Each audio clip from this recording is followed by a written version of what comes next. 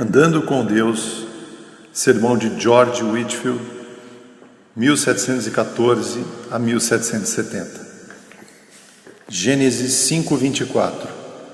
E andou Enoque com Deus, e já não era, pois Deus o tomou para si. São várias as desculpas e razões nas quais os homens de mente depravada insistem para não prestarem obediência aos justos e santos mandamentos de Deus. Porém, talvez uma das objeções mais frequentes que fazem é esta: que os mandamentos de nosso Deus não são praticáveis, porque são contrários à carne e ao sangue. Por conseguinte, Ele é um Deus severo, ceifando onde não semeou e ajuntando onde não espalhou. Descobrimos que esses eram os sentimentos nutridos por aquele mau e negligente servo, mencionado no capítulo 25 do Evangelho de São Mateus. E sem dúvida é o mesmo sentimento cultivado na geração má e adúltera de hoje. O Espírito Santo, já prevendo isso, teve o cuidado de inspirar homens santos da antiguidade para que registrassem exemplos de muitos homens e mulheres santos, os quais, mesmo debaixo da dispensação do Antigo Testamento, foram capazes de alegremente tomar sobre si o jugo de Cristo e de considerar o serviço dele como perfeita liberdade. A grande lista de santos, confessores e mártires, registrada no capítulo 11 de Hebreus, abundantemente prova tal verdade. Que grande nuvem de testemunhas foi-nos apresentada ali, e todos, devido à sua fé, porém com alguns tendo um maior grau de brilho do que outros. O protomártir Abel lidera o grupo. Em seguida temos Enoque, não somente porque ele é o próximo pela ordem dos relatos bíblicos, mas também devido à sua elevada piedade. Dele se fala de maneira extraordinária nas palavras do texto. Temos aqui um relato conciso, muito completo e glorioso, tanto de seu comportamento neste mundo, quanto do modo que era, ou seja, não foi mais encontrado. Ele não foi levado de maneira comum, ele não viu a morte, pois Deus o transladou. Hebreus 11:5. Quem foi esse Enoque? Não transparece tão explicitamente.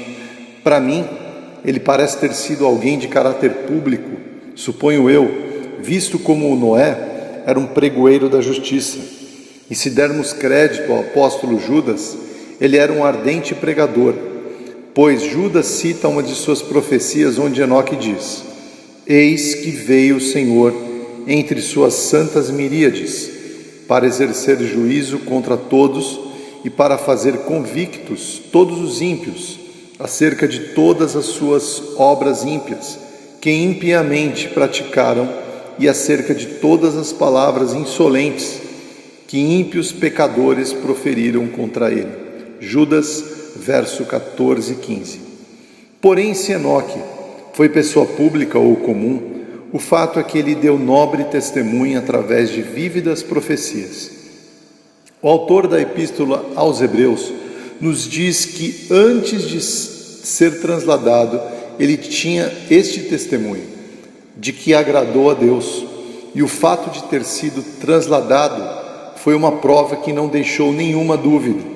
Eu assinalo que foi sabedoria maravilhosa Deus trasladar Enoque e Elias sob a dispensação do Antigo Testamento, para que, doravante, quando se asseverasse que o Senhor Jesus foi levado ao céu, não parecesse de modo inacreditável aos judeus, visto que eles mesmos confessavam que 2 de seus próprios profetas haviam sido transportados centenas de anos antes. Porém, não é meu intento deter-me mais com acréscimos e observações sobre a breve, mas abrangente análise da virtude de Enoque. O que eu tenho em vista é fazer um discurso à medida que o Senhor me capacitar, sobre um tópico momentoso e muito importante. Quero falar do andar com Deus, e Enoque andou com Deus. Se isso puder ser dito de você e de mim, depois de nossa morte, certamente não teremos razão alguma de nos queixarmos de havermos vivido em vão. Desenvolvendo o assunto proposto, eu pretendo 1. Empenhar-me para mostrar o que está implícito nas palavras andou com Deus. 2. Prescrever alguns meios pelos quais, devidamente obedecidos, os crentes possam acompanhar e manter o seu andar com Deus. 3. Apresentar algumas razões para nosso incentivo, pois se nós nunca antes andamos com Deus, que a partir de agora venhamos e caminhemos com Ele agora. Tudo será encerrado com uma palavra ou duas de aplicação. Primeiro, tenho de mostrar o que está implícito nas palavras andou com Deus. Ou em outras palavras, o que devemos entender por andar com Deus. Isso significa que o poder predominante da hostilidade do coração de uma pessoa foi removido pelo bendito Espírito de Deus. Talvez algo duro de dizer a alguns, no entanto, nossa experiência diária prova que as Escrituras, em muitas passagens, afirmam que a mente carnal, a mente do homem natural não convertido, ou melhor, a mente do não regenerado, tanto quanto qualquer parte dele que permaneça não renovada, é inimizade, não só uma inimizade, mas inimizade mesma contra Deus, de forma que não está sujeita à lei de Deus, nem de fato pode estar. Realmente, é bem de se admirar que alguma criatura, especialmente esta adorável criatura homem, feita à imagem e semelhança do seu Criador, pudesse ter qualquer inimizade. Uma inimizade predominantemente contra esse mesmo Deus, no qual o homem vive, e quando, por ocasião da queda, separaram-se de Deus, comendo do fruto proibido. E o amargo e o maligno contágio passou e espalhou completamente para a sua descendência inteira. Esta inimizade veio à tona no esforço de Adão ao esconder-se atrás das árvores do jardim. Ao ouvir a voz do Senhor Deus, em vez de correr em sua direção com o coração aberto, dizendo: aqui estou, ai! Ele agora não queria nenhuma comunhão com Deus, e sua hostilidade ficou mais aparente através da desculpa que deu ao Altíssimo: a mulher, ou esta mulher que você me deu, ela me deu do fruto e eu comi. Com efeito, dizendo isso, Adão responsabiliza a Deus, e é como se ele tivesse dito: se tu não tivesses me dado essa mulher, eu mesmo não teria pecado contra ti. Portanto, és o culpado da minha transgressão. E dessa mesma maneira, essa inimizade está no coração dos filhos de Adão. Eles, de vez em quando, encontram algo para se insurgirem contra Deus, dizendo ainda: o que fazes tu? Isso põe no ridículo qualquer um dos inferiores rivais de Deus. Essa exigência, como aquela dos assírios com respeito a Acabe: acertem somente o rei, 1 Reis 22. E assim, atacam tudo que tem aparência de verdadeira piedade, assim como os assírios atiraram contra Josafá, só porque vestia as vestes reais. Porém, a oposição cessa quando eles descobrem que é só aparência. Como os assírios que deixaram de perseguir Josafá ao perceberem que ele não era Acabe. Essa inimizade se revela no amaldiçoado Caim, que odiou e assassinou seu irmão Abel, porque esse era amado e favorecido particularmente por seu Deus. E essa mesma inimizade governa e prevalece em cada homem gerado da descendência de Adão. A partir de então, a aversão à oração e aos deveres santos, já encontrado nas crianças e muito frequentemente nas pessoas adultas, mesmo que hajam sido abençoadas com uma educação religiosa. E todo esse pecado e impiedade manifestos, que como um dilúvio tem inundado o mundo, são somente riachos correndo desta fonte horrivelmente contaminada. Quero dizer, A inimizade do coração do homem, desesperadamente mal enganoso. E aquele que não pode endossar isso, não conhece nada ainda, não de uma maneira salvífica, das Escrituras Sagradas, nem do poder de Deus, pois todo aquele que entende isso, prontamente reconhecerá que antes que se possa dizer que alguém anda com Deus, esse poder preponderante desta hostilidade de coração deverá ser aniquilado, pois as pessoas que entre si mantêm ódio e inimizade irreconciliável uma contra a outra não costumam andar juntas, nem compartilhar entre si a companhia. Atentem ao que eu digo. O poder dessa hostilidade predominante deve ser tirado.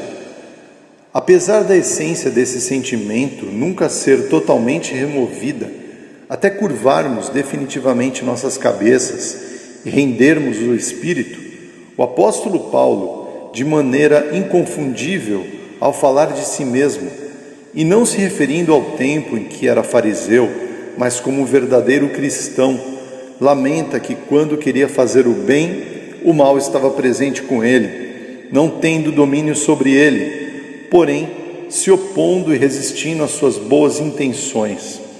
E assim ele não podia fazer as coisas que queria, ou seja, na perfeição que o novo homem desejava. Isso é o que se chama o pecado habitando nele. Porém, esse poder é destruído em cada alma que é verdadeiramente nascida de Deus e vai ficando gradualmente mais e mais enfraquecido na medida em que o crente cresce em graça e o Espírito de Deus vai tendo ascendência cada vez maior sobre o seu coração.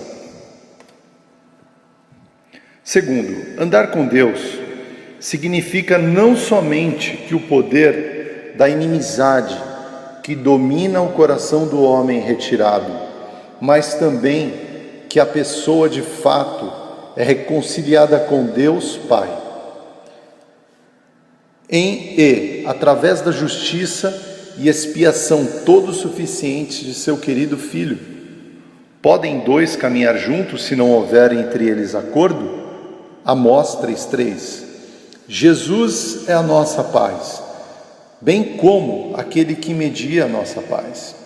Quando somos justificados pela fé em Cristo, então e somente então é que temos paz com Deus e, consequentemente, só a partir daí é que podemos dizer que andamos com Ele. O andar com uma pessoa é um sinal e uma prova de que somos amigos dessa pessoa, ou pelo menos, ainda que tenhamos tido divergências, revela que nos reconciliamos e nos tornamos amigos de novo. Essa é a grande mensagem que os ministros do Evangelho estão proclamando. A nós é confiado o ministério da reconciliação. Como embaixadores de Deus, nós temos que rogar aos pecadores, no lugar de Cristo, a se reconciliarem com Deus. E quando eles atendem a este gracioso convite e são realmente, pela fé, trazidos a um estado de reconciliação com Deus, então, e só então, eles podem dizer que estão começando a andar com Deus. Terceiro, andar com Deus implica em estabelecer uma firme e permanente comunhão e amizade com Ele, ou que nas Escrituras é chamado o Espírito Santo habitando em vós. Isso foi o que o nosso Senhor prometeu quando disse aos discípulos que o Espírito Santo estaria neles e com eles, não como um caminhante que chega para passar uma noite e passar no dia seguinte, mas para estabelecer morada, fazer sua habitação em seus corações. Isso quero crer é o que o apóstolo João queria que compreendêssemos quando ele se refere a uma pessoa permanecendo nele, em Cristo, e andando como se ele mesmo também andasse. E é o que particularmente significam as palavras de nosso texto: e andou Enoque com Deus. Ou seja, ele cultivou uma santa, firme, habitual indubitável e ininterrupta comunhão e amizade com Deus, em e através de Jesus Cristo. Para resumir o que foi dito nessa parte do primeiro tópico geral, andar com Deus consiste especialmente em estabelecer um costumeiro, curvar-se diante da vontade divina, numa habitual dependência de seu poder e promessa, numa usual e voluntária dedicação total nossa à sua glória, num exame frequente de seus preceitos, em tudo o que fazemos e numa costumeira autossatisfação em agradá-lo em todos os nossos sofrimentos. Quarto, andar com Deus importa progredir ou avançar na vida divina. A ideia principal, mesma da palavra andando, parece supor um movimento progressivo. A pessoa que caminha, ainda que se mova vagarosamente, vai adiante e não continua no mesmo lugar. E é assim com aqueles que andam com Deus. Eles prosseguem, como diz o salmista, de força em força. Ou na linguagem do apóstolo Paulo, somos transformados de glória em glória, na sua própria imagem, como pelo Senhor, o Espírito. De fato, em certo sentido, a vida divina não admite acréscimo nem decréscimo. Quando alguém nasce de Deus, para todos os fins e propósitos, ele é um filho de Deus. E ainda que viva até a idade de Matusalém, não obstante, ainda será um filho de Deus.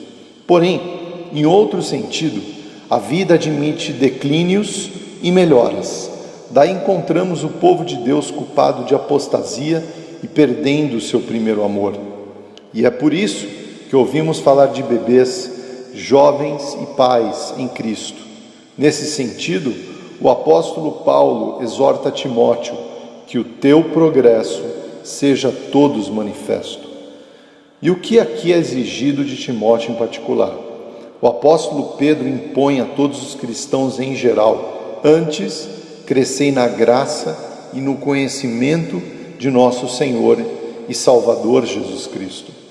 Pois a nova criatura cresce em estatura espiritual. E ainda que uma pessoa seja uma nova criatura, ainda assim haverá alguns que serão mais conformados à imagem divina do que outros, e após a morte serão admitidos em maior grau de bem-aventuranças.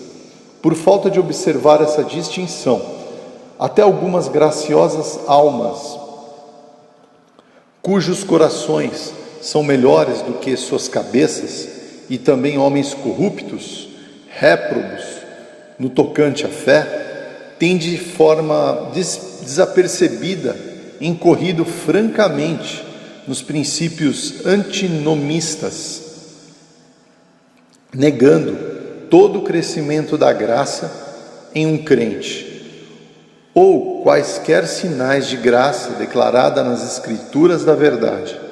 De tais princípios, e mais especialmente das práticas resultantes de semelhantes princípios, possa o Senhor dos Senhores nos livrar. Do que foi dito, podemos agora entender o que está encerrado nas palavras andando com Deus, a saber, em ter sido de nós removida pelo poder do Espírito de Deus essa inimizade que prevalecia em nossos corações, em agora vivermos realmente reconciliados e unidos a Deus pela fé em Jesus Cristo.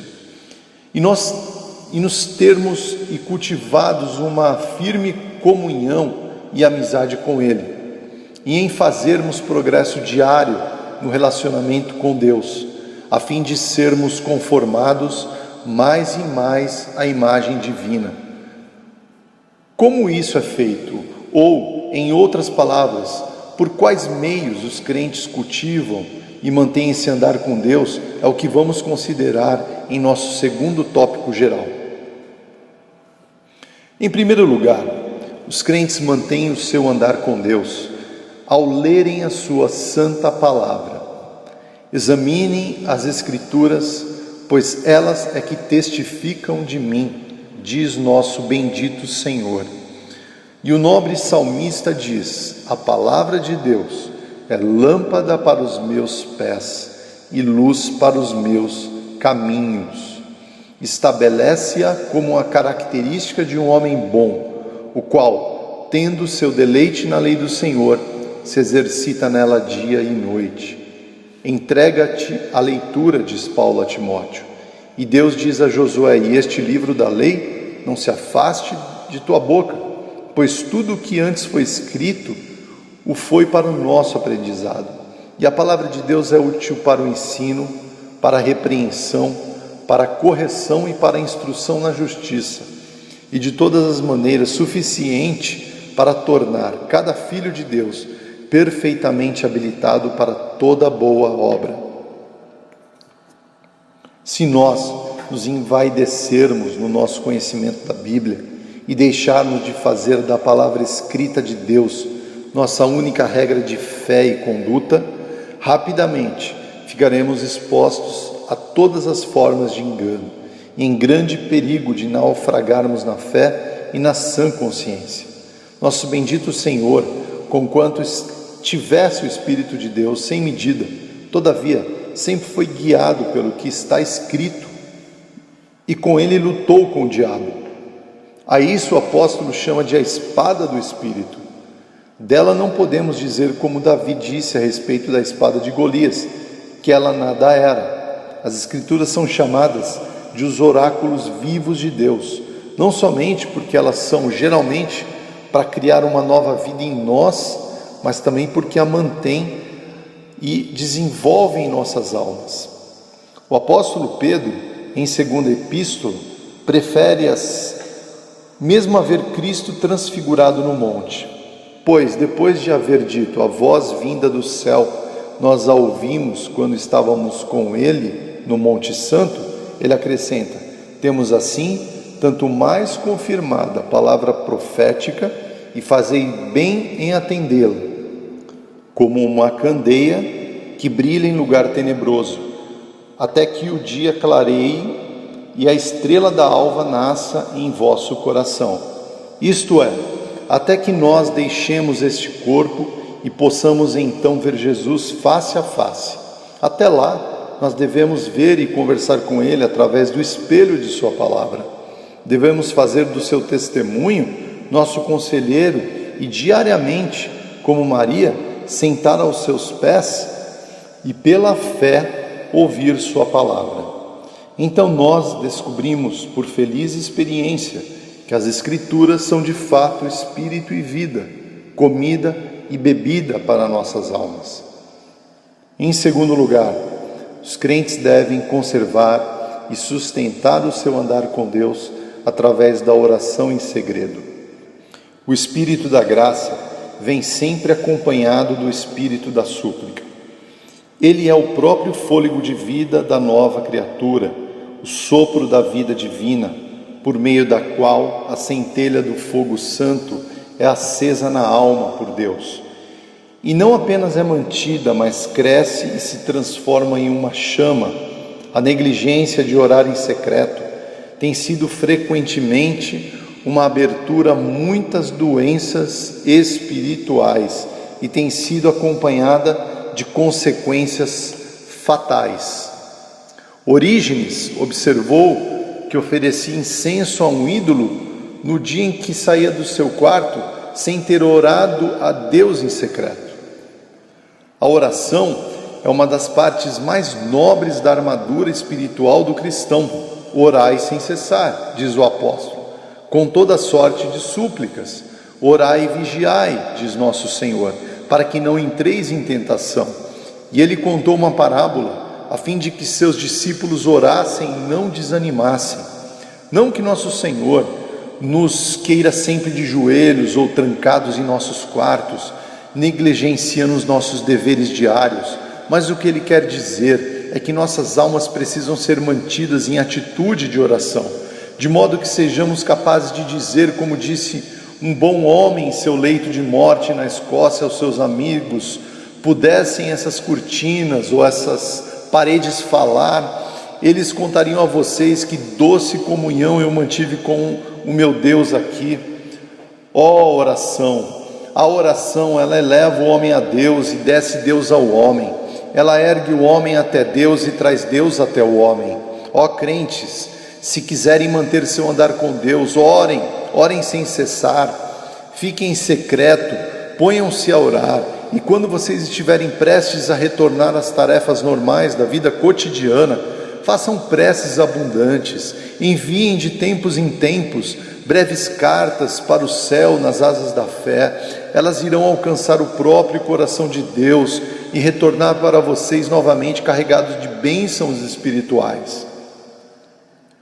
Em terceiro lugar, santa e frequente meditação é outro abençoado meio de um crente conservar a caminhada com Deus.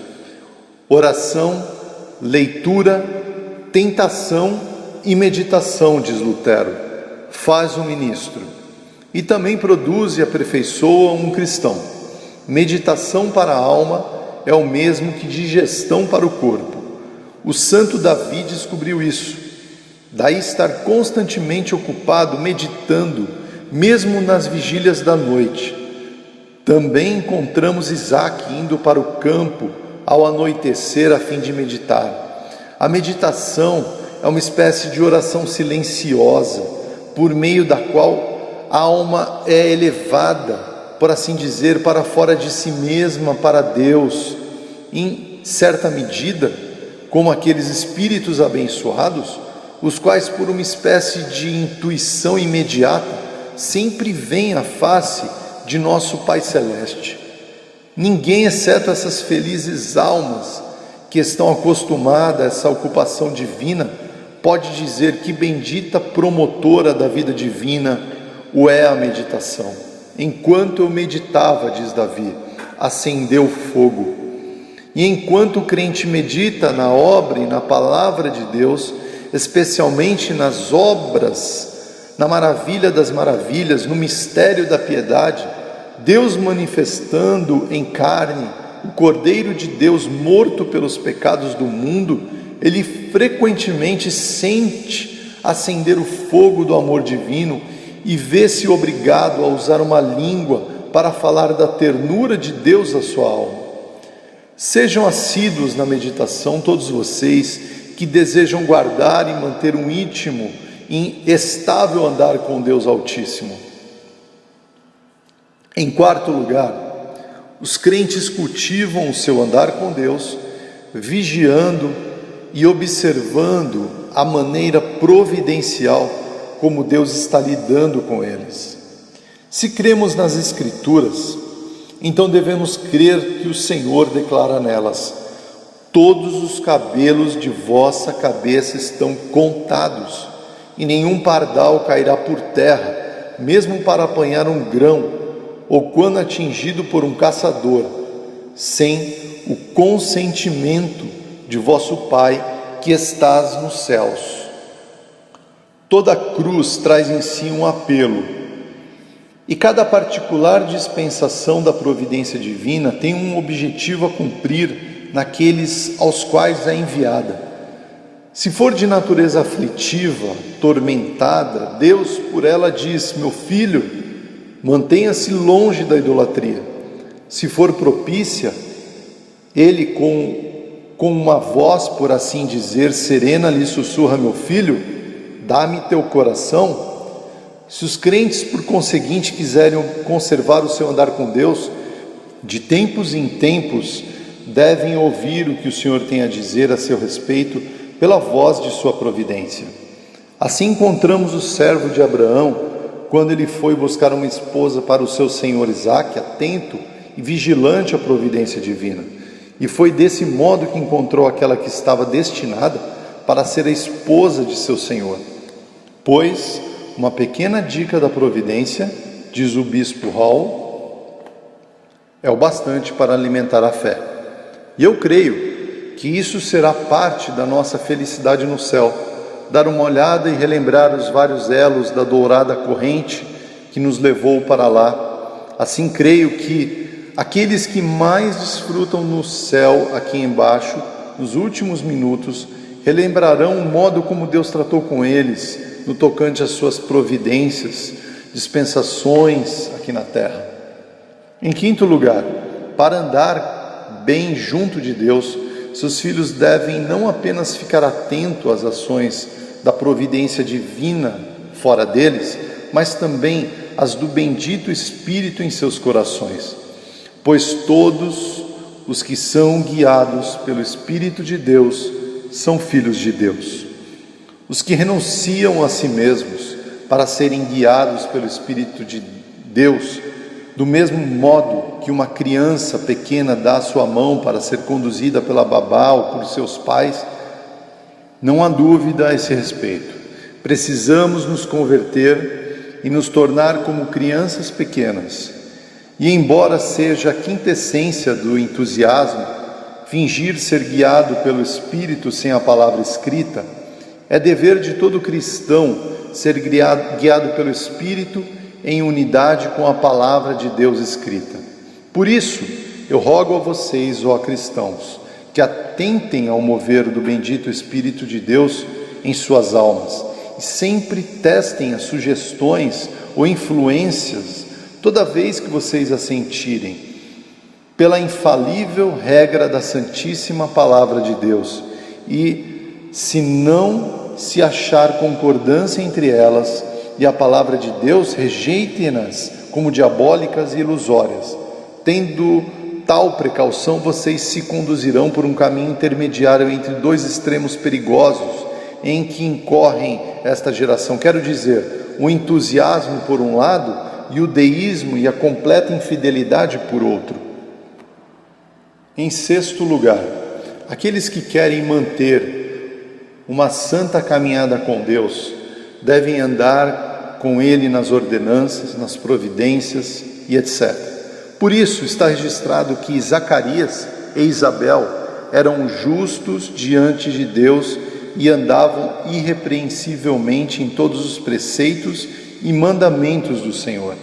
E todo cristão corretamente instruído considerará os mandamentos não como algo desprezível, mas sim como canais condutores por meio dos quais o infinitamente afável Jeová comunica a sua graça às suas almas.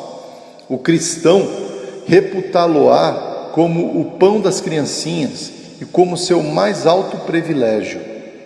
Consequentemente, ele se alegrará quando ouvir os outros dizendo: vamos à casa do Senhor.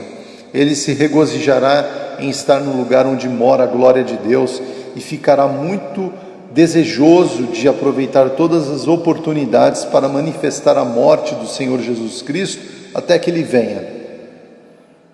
E em sétimo e último lugar, se você quer andar com Deus, você se unirá e andará com aqueles que também andam com Ele. Meu deleite, diz o santo Davi, está naqueles que me sobrepujam em virtude.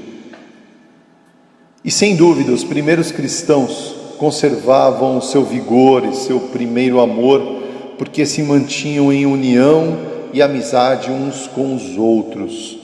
O apóstolo Paulo sabia disso muitíssimo bem e, portanto, exorta os cristãos a que observassem isto e que não deixassem a sua congregação. Pois como pode alguém sozinho se aquecer?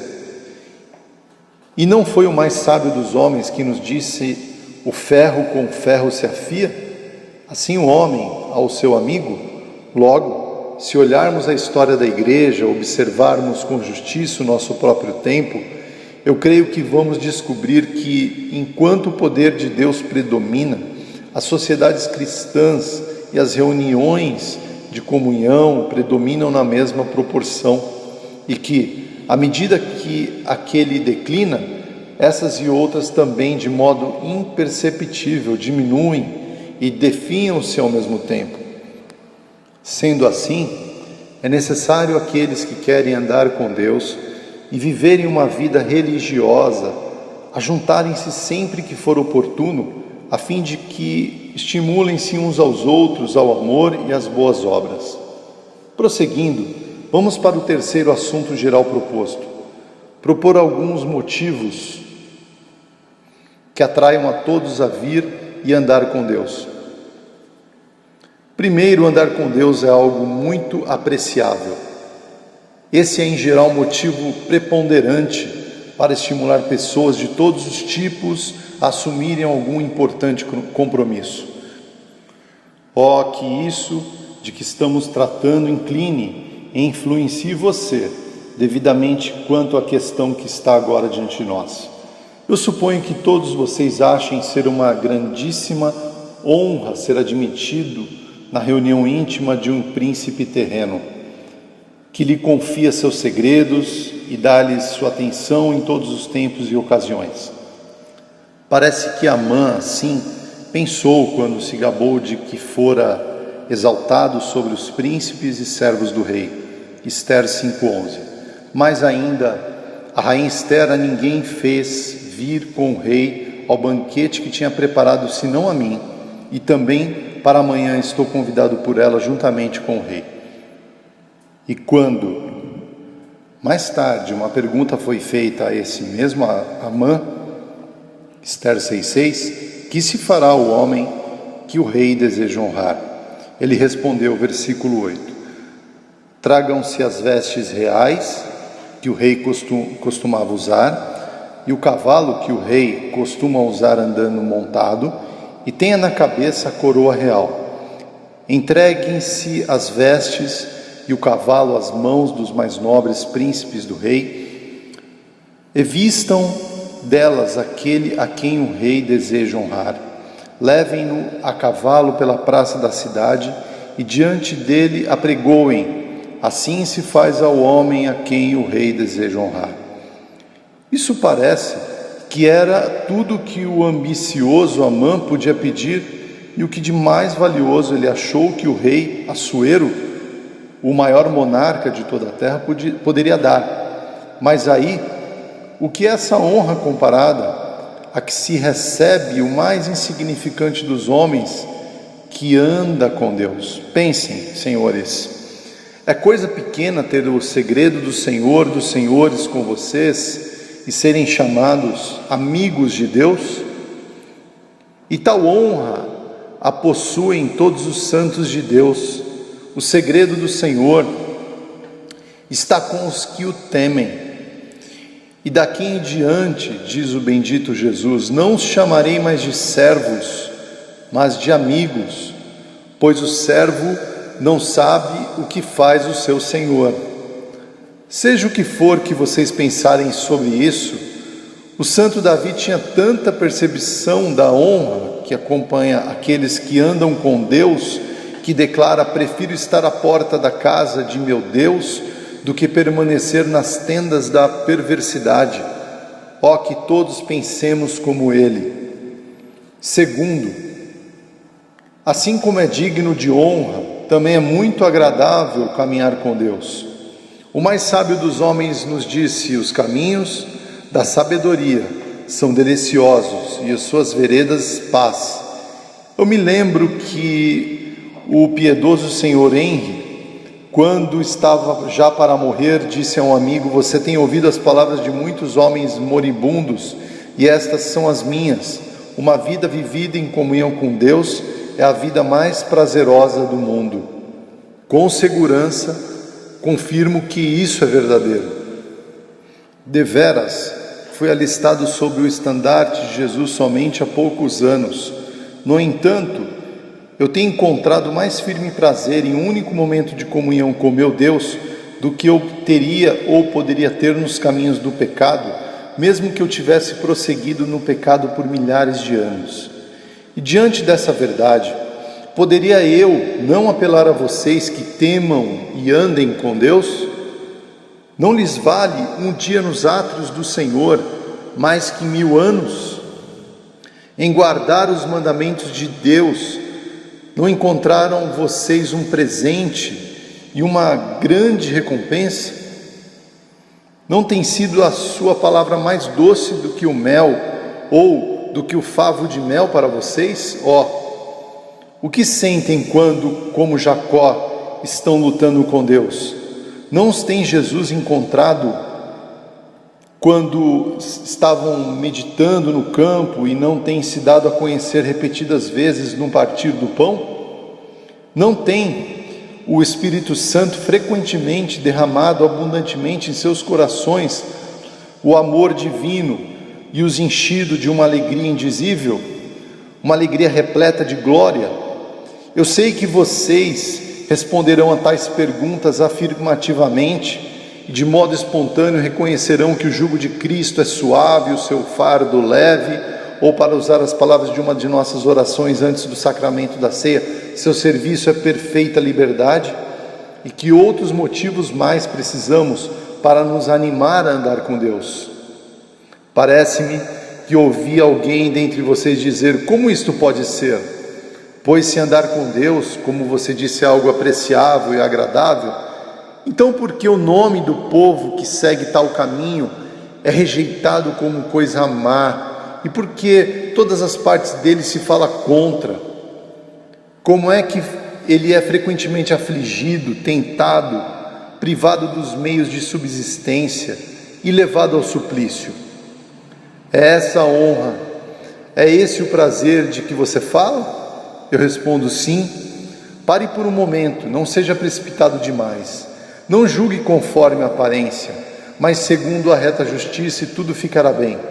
É verdade, nós reconhecemos que o povo desse caminho, como você e Paulo antes de você, quando é intimado por um perseguidor, é rejeitado, tido por mal, uma seita de que se fala contra em todos os lugares.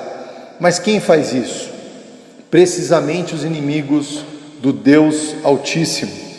E você julga uma desgraça eles falarem mal de você? Bendito seja Deus! Não é assim que nós aprendemos de Cristo. Nosso mestre ilustre disso disse: bem-aventurados sois quando por minha causa vos injuriarem e perseguirem e mentindo disserem todo o mal contra vocês. E ele ordenou: regozijai-vos, estejam sobremodo alegres, pois isso é um privilégio para os que são os seus discípulos, e sua recompensa será grande no céu. Ele próprio foi tratado dessa forma, e pode haver uma honra maior para uma criatura do que ser conformada ao eternamente bendito Filho de Deus? Além do que, é igualmente verdade que o povo desse caminho é muitas vezes afligido, tentado, privado de recursos para a subsistência e torturado. Mas e daí tudo isso? Isso destrói o prazer de andar com Deus? Não, de maneira nenhuma, pois esses que andam com Deus são capacitados através da força que Cristo lhes vai dando, e alegraram-se mesmo nas tribulações, e as regozijaram-se mesmo quando mergulham em tentações. E eu acredito e posso apelar para a experiência de todos os que verdadeira e intimamente andam com Deus, que foram os momentos de sofrimento com frequência os mais doces, e aqueles em que eles mais se alegraram no Senhor, quando mais rejeitados e desprezados foram pelos homens. Descobrimos que esse foi o caso dos primeiros servos de Cristo, quando ameaçados pelo sinédrio judaico e ordenados a não mais pregarem no nome de Jesus, eles regozijaram-se por serem achados dignos de sofrer afronta por causa de Jesus. Paulo e Silas louvaram a Deus até em um cárcere, e a face de Estevão, esse glorioso mártir da igreja cristã, brilhou como a de um anjo. E Jesus é o mesmo tanto agora como foi outrora, e cuida com amor de forma tão doce, aliviando sofrimentos e aflições, para que seus discípulos descubram através de uma feliz experiência que, quanto mais abundam as aflições, muito mais abundam as consolações. Portanto, todas essas objeções, em vez de destruir, somente reforçam os motivos recomendados acima para estimular você a andar com Deus. Mas, supondo que as objeções fossem justas e que aqueles que andam com Deus fossem desprezíveis e infelizes, assim como você os descreveu, não obstante, eu teria uma terceira razão para apresentar, a qual, se pesada na balança, do santuário pesará mais do que todas as objeções, a saber, que há um céu no final dessa caminhada.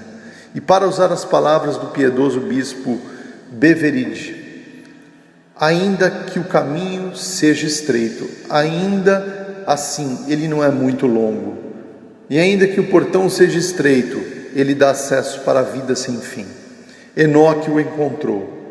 Ele andou com Deus aqui na terra, e Deus o tomou para sentar-se com ele no reino dos céus.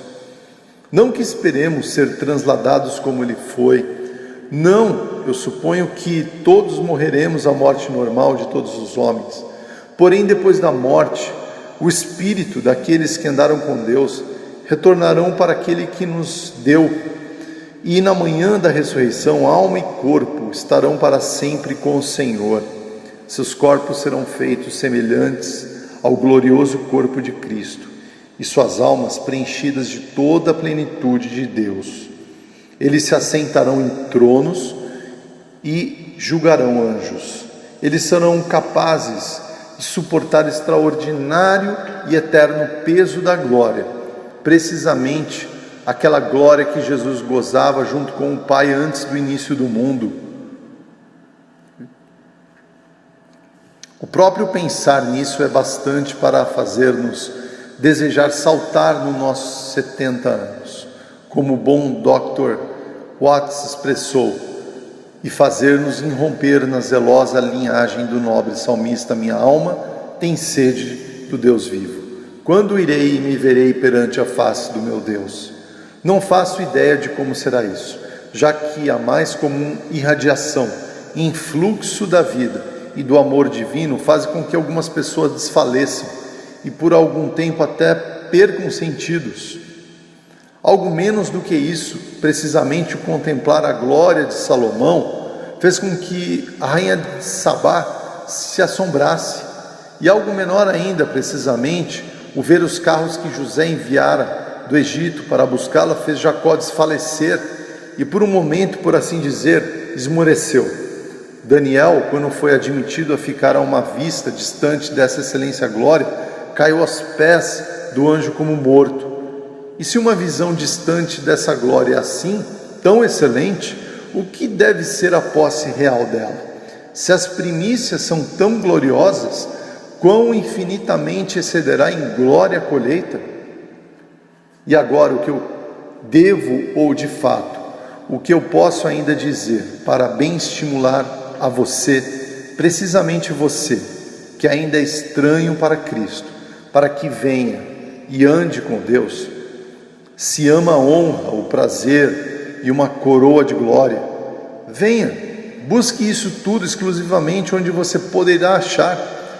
Venham, revistam-se do Senhor Jesus, venham, apressem-se e andem com Deus. Não façam mais provisões para a carne, a fim de preencher a concupiscência dela. Pare, ó pecadores, voltem, homens não convertidos, pois o caminho pelo qual vocês andam agora, por mais direito que possa parecer aos seus próprios olhos cegados, terá por fim a morte, precisamente a destruição eterna de ambos, corpo e a alma.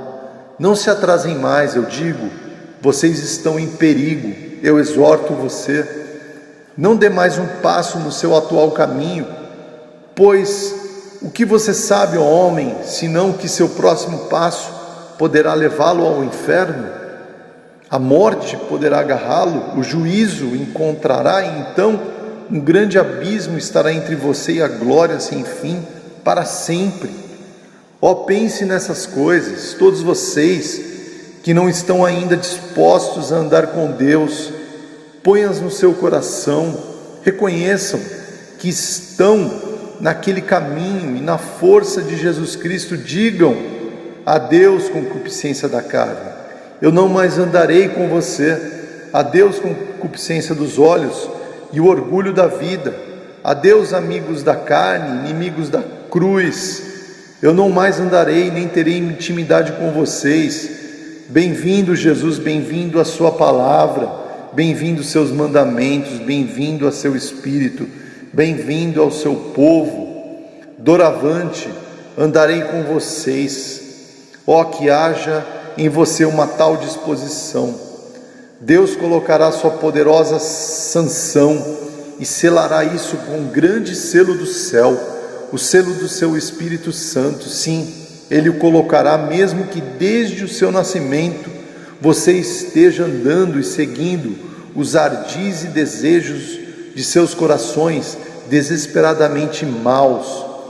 Eu, o alto e o sublime, diz o grande Jeová, que habito a eternidade, morarei com o de coração contrito e humilde, precisamente com o homem que treme diante da minha palavra. O sangue, o precioso sangue de Jesus Cristo, se você vier ao Pai, em e através dele limpá-lo-á de todo o pecado. Contudo, o texto me leva a falar a vocês, santos, e também aos pecadores assumidos, não convertidos. Não preciso contar-lhes que andar com Deus não é só apreciável, mas agradável e também proveitoso, pois vocês sabem, por feliz experiência, e o acharão cada dia melhor. Só me deixem despertar suas mentes puras, à guisa de lembrança, e para suplicar para vocês a misericórdia de Deus em Cristo Jesus. Prestem atenção em si mesmos, andem sempre mais perto de Deus conforme passam os dias, pois quanto mais perto vocês andarem de Deus, mais vocês o apreciarão, pois sua presença é vida, e ficarão melhores, mais preparados para serem colocados à sua mão direita, onde há delícias perpetuamente. Não sigam Jesus à distância, não sejam tão formais, não sejam tão mortos e estúpidos no cumprimento dos santos preceitos. Não abandonem vergonhosamente a sua congregação, não sejam avarentos ou indiferentes para as coisas de Deus. Lembrem o que Jesus disse da igreja de Laodiceia: porque vocês não são frios nem quentes, vou vomitá-los de minha boca. Pensem no amor de Jesus e que esse amor constranja-os a se conservarem próximos dele, e ainda que vocês morram por ele, não o neguem, não fiquem distantes dele de modo nenhum. Uma palavra aos meus irmãos do ministério que estão aqui presentes e eu encerro. Vocês percebem, meus irmãos, meu coração está cheio, quase diria que isso é grande demais para dele se falar, e todavia grande demais para sobre ele se silenciar sem lhes dar uma palavra. Pois o texto não fala especificamente àqueles que têm a honra de serem denominados embaixadores de Cristo e mordomos dos mistérios de Deus. Eu fiz a observação no começo desta elocução que Enoque, com toda a probabilidade, era um homem público e um ardoroso pregador. Embora esteja morto, não nos fala ele para avivar nosso zelo e nos tornar mais ativos no serviço de nosso glorioso e eternamente bendito Mestre? Como Enoque pregava, como Enoque andava com Deus, conquanto vivesse em uma geração má e adúltera. Então, vamos segui-lo como ele seguia Jesus Cristo, antes de Jesus vir, pois onde ele está, nós também estaremos. Ele não entrou no seu descanso, no entanto, ainda por um pouco de tempo, entraremos no nosso. E isso, muitíssimo mais rápido do que ele. Ele peregrinou aqui por 300 anos, mas bendito seja Deus. Os dias do homem estão agora encurtados. Em poucos dias, nossa caminhada estará terminada. O juiz está à porta. Aquele que vem virá e não tardará, e com ele seu galardão. E daqui a pouco, nós todos, se formos zelosos pelo Senhor dos Exércitos, brilharemos para sempre, como estrelas do firmamento, no reino de nosso Pai Celestial, para sempre e eternamente. Para Ele, o bendito Jesus e o Espírito eterno, seja toda a honra e a glória, agora e para todo sempre. Amém e amém.